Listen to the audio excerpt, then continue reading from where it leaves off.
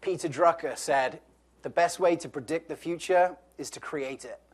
And Jeff Glad is creating it. So you may be sitting this and saying, you know, this is fine and this is good, and I'm glad that doctors are doing it, but there is a sort of a perception out there that this is rich people medicine, that only rich people can afford this, and yes, it's fine to do it in New York and LA, but how are we going to reach Kansas and Indiana and all the other places that need to get functional medicine? And that's why, right from the beginning, almost when I started booking this out, I was like, I had to get Jeff Glad to come in and speak. So Jeff and I have known each other from Heal Thy Practice for a few years.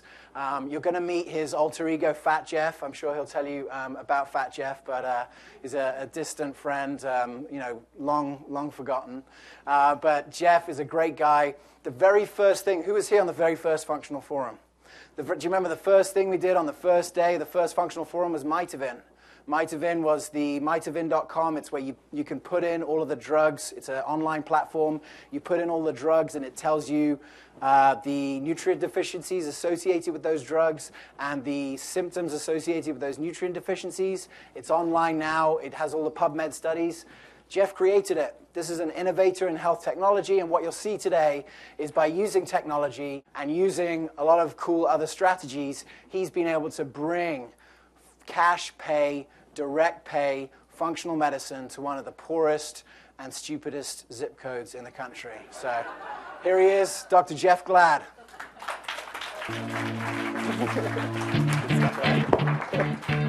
Look, if you had one shot, one opportunity to seize everything you ever wanted. That's quite an intro. That's good.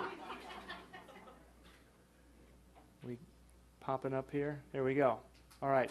So when I say integrative, if you want to read that as functional or holistic, we're all in the same family. I think there are a lot more similarities than there are differences, and that's what we should be building toward and working together on. So how do we do this? How do we take Eric's data, get inspired by it, and then go out and do this ourselves and help bring this to the masses? And that's what I call Integrative Medicine 2.0. So, you know, 1.0 is the content and going to learn it.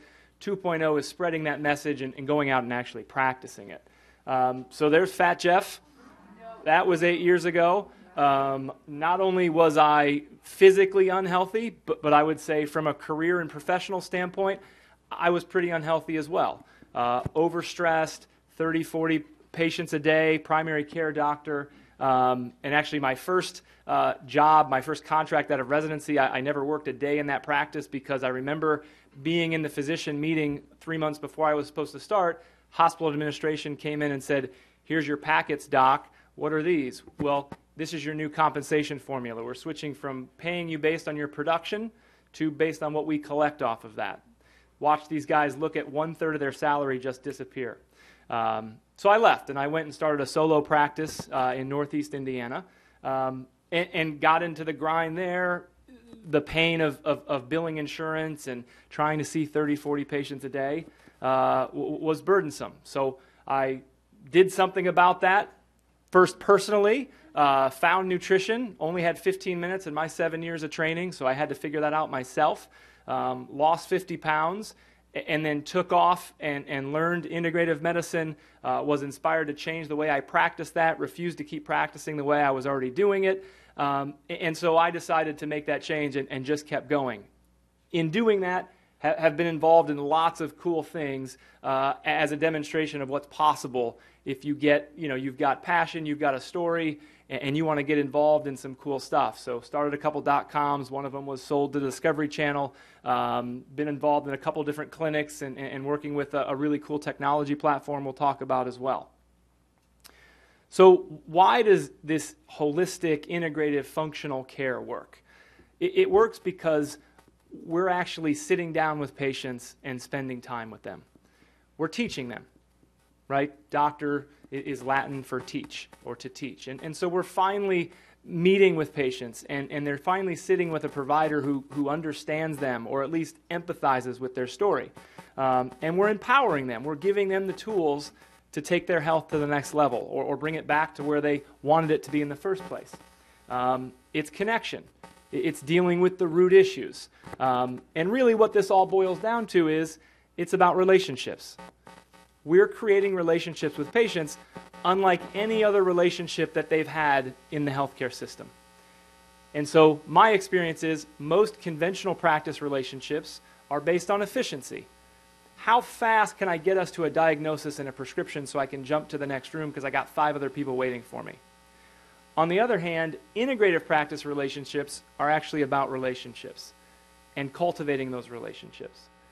So if you go back and you think about your most cultivated relationships, whether they're family members or close friends or a spouse, those things take a lot of time and they take a lot of connectivity, face-to-face connectivity. But I texted my wife all day on my travels. We'll FaceTime my kids in the morning. Staying connected is really important for building relationships. And we need to realize that as we build these necessary relationships with our patients. Unfortunately, we don't have really good reimbursable CPT codes to cover that. And that's the problem. And I know that because my hospital-employed version of this practice, I started an integrative practice with the local hospital. We billed insurance. I saw patients for an hour. And 2 years in, they came down and they said, "We love what you do. You've got incredible patient satisfaction scores. You've got incredible patient success stories.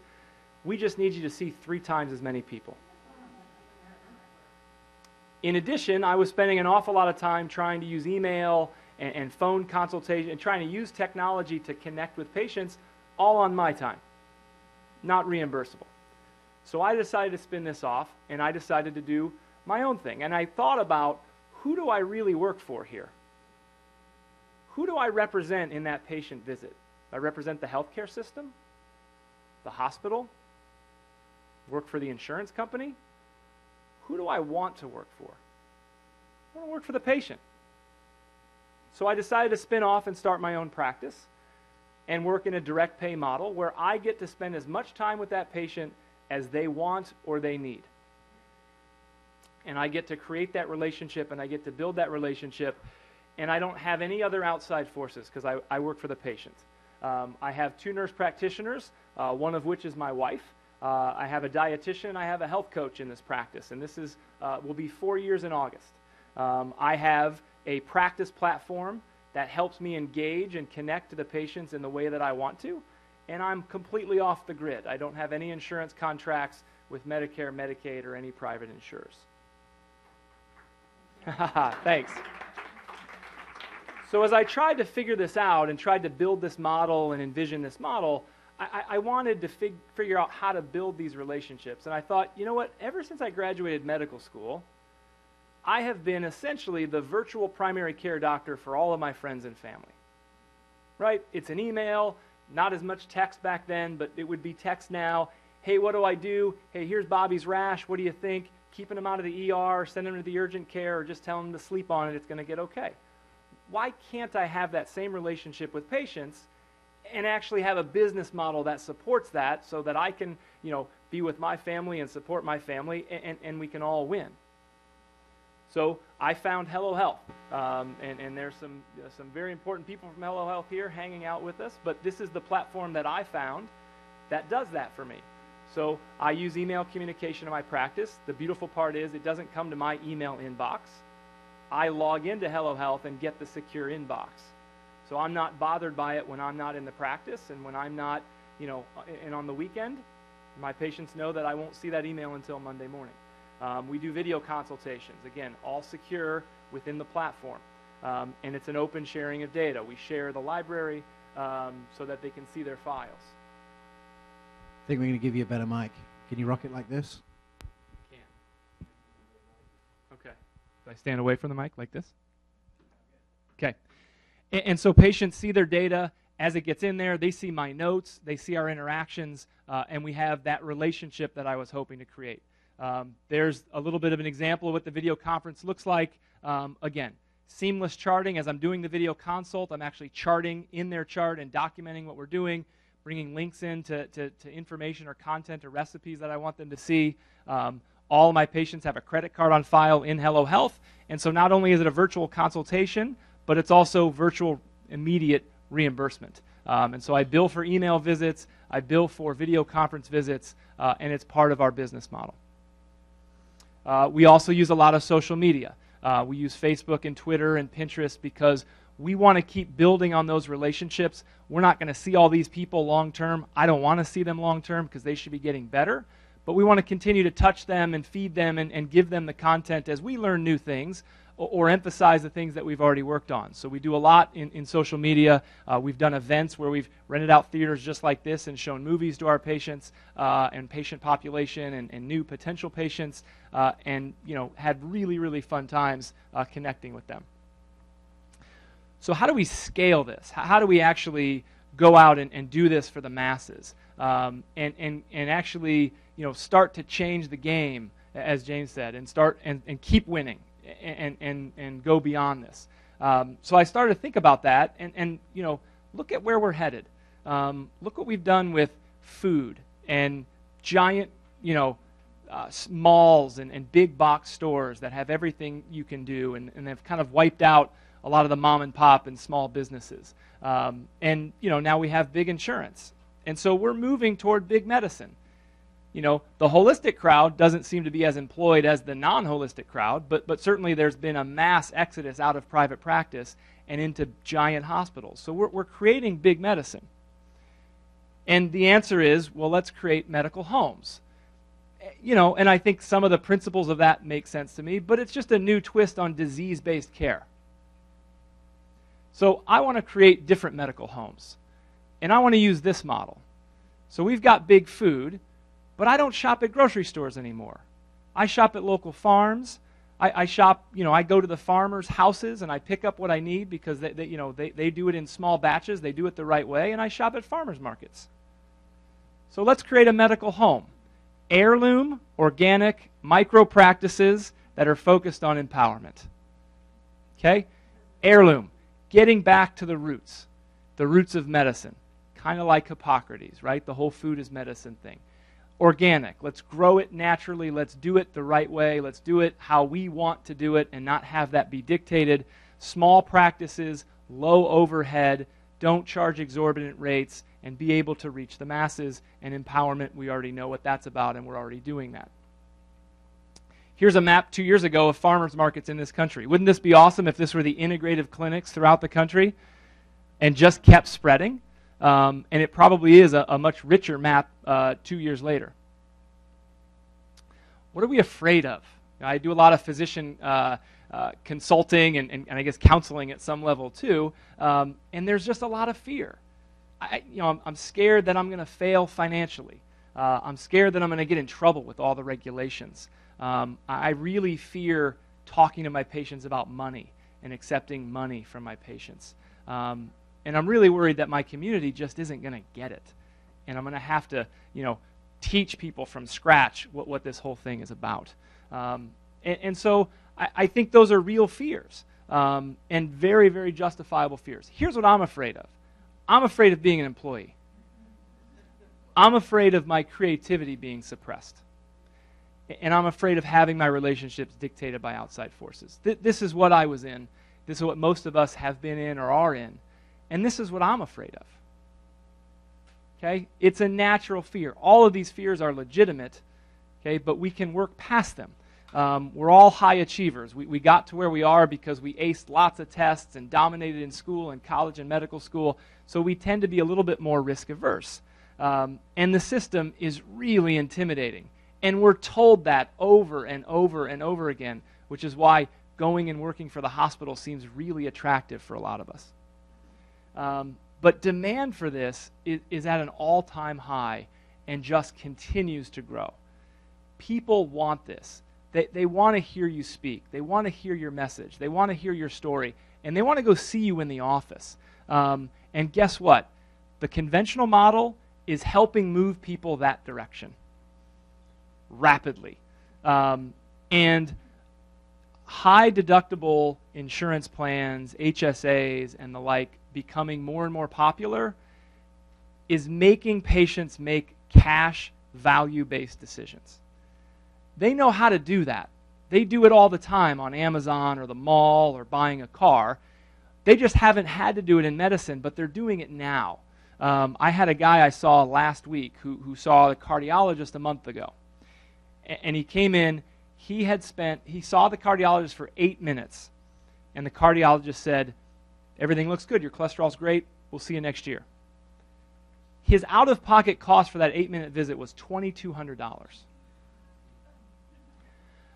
We did a much more in-depth panel, homocysteine, CRP, lipid, different lipid profile markers, spent an hour reviewing that, talking about what it meant, and giving him the tools that he needed to reverse it for 25% of that cost, including the labs. Because now you can go out in the market and get cash labs, and people can stay off the grid there and get ridiculously low rates compared to what they're paying out of pocket. And so it actually is cheaper to see us in the short term and the long term. Okay, we've got HIPAA and ICD-10 and meaningful use and all these other acronyms that are really confusing, and gosh, I don't know if I can do that. These are all intended to push us into hospital-employed practice so that we stay out of that. Let somebody else do it. But I'll tell you, you don't need to worry about a lot of that regulation when you get off the grid. Your practice can look a lot like a lemonade stand. This is my daughter who's the CEO. My son is the chief of marketing. And my practice functions a lot like a lemonade stand. I have a product that's unique, that patients desire. And I've presented that in public speaking and all of the online content, and they're willing to pay for really high quality stuff.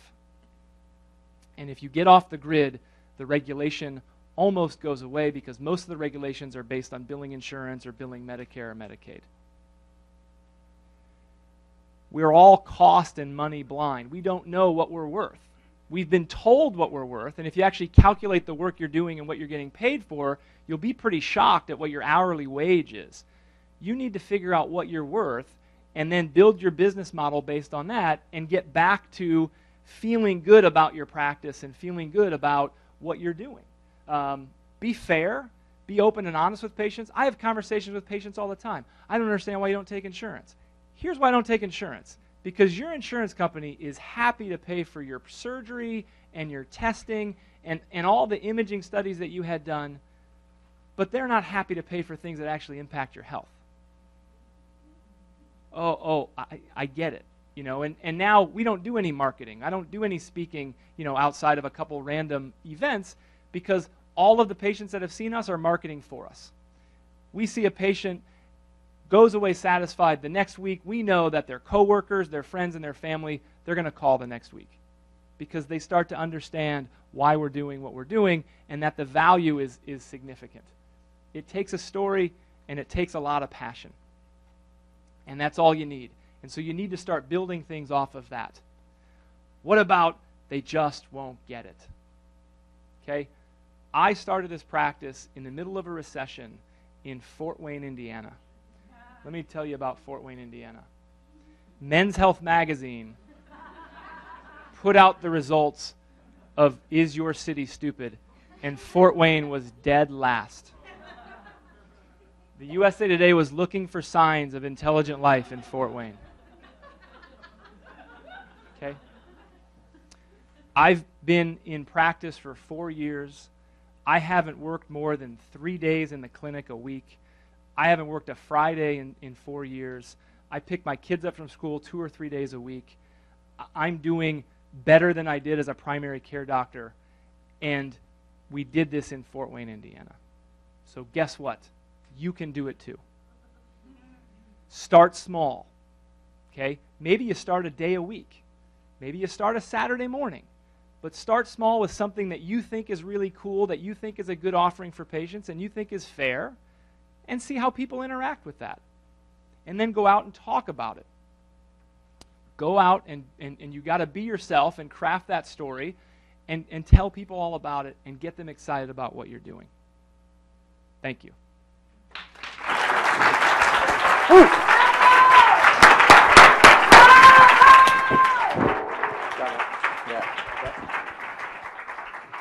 The best way to predict the future is to create it.